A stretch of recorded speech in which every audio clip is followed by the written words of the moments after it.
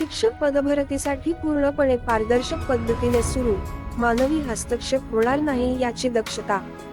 शिक्षक भरती आता महत्त्वाच्या टप्प्यावर पोहोचली असून पात्र अभियोग्यताधारकांना संस्था, जिल्हा परिषदेमधील नियुक्ती संदर्भात याद्या तयार करण्याचे संगणकीय कामकाज सध्या सुरू आहे.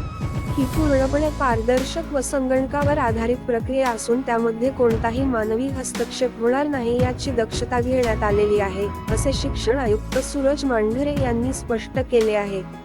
अभियोग्यता धारकांमधील काही स्वयंघोषित खोडसाळ व्यक्ती तसेच काही अनधिकृत दलाल या प्रक्रियेबाबत अभियोग्यताधारकांमध्ये संभ्रम निर्माण करून त्यांची फसवणूक करण्याची शक्यता व्यक्त केली जात आहे.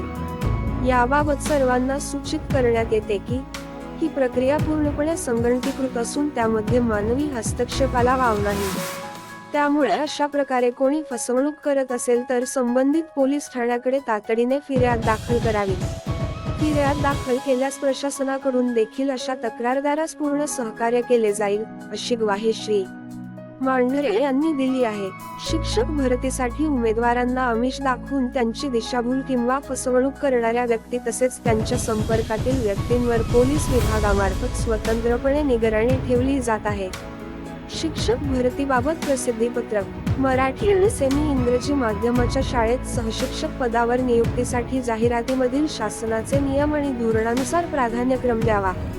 मराठी आणि इंग्रजी माध्यमातून शिक्षण पदविका प्रमाणपत्र अभ्यासक्रम B.Ed पूर्ण केलेल्या उमेदवारांना त्यांच्या माध्यमानुसार सहशिक्षक पदावर नियुक्तीकरिता बुधवारच्या D.14 फेब्रुवारी मध्यरात्रीपर्यंत प्राधान्यक्रम देता येईल, असे आदेश मुंबई उच्च न्यायालयाच्या औरंगाबाद खंडपीठाचे न्या. रवींद्र घुगे आणि न्या. वार. जी. खोब्रागडे यांनी मंगळवारी दिले आहेत. या सुनावणीवेळी शिक्षण उपसंचालक राजे शिंदेही हजर होते. मुदतवाढीच्या संदर्भातील माहिती पवित्र पोर्टलवर दिल्याचेही सांगण्यात आले.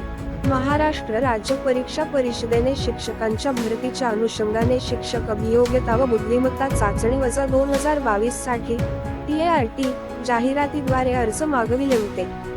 याचिकाकर्ता संतोष कुमार आनंदराव मगर व इतर रा.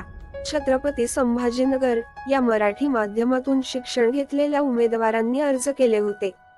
दरम्यान पुणे येथील शिक्षण आयुक्त यांनी 28 जानेवारी 2024 रोजी राज्यातील सर्व जिल्हा परिषदा आणि शिक्षणाधिकारी यांना पत्र पाठवून ज्यांचे शिक्षण इंग्रजी माध्यमातून झाले आहे अशा उमेदवारांना सेमी इंग्रजी माध्यमाच्या शाळांमध्ये नियुक्तीकरिता प्रथम प्राधान्य देण्याबाबत कळविले होते.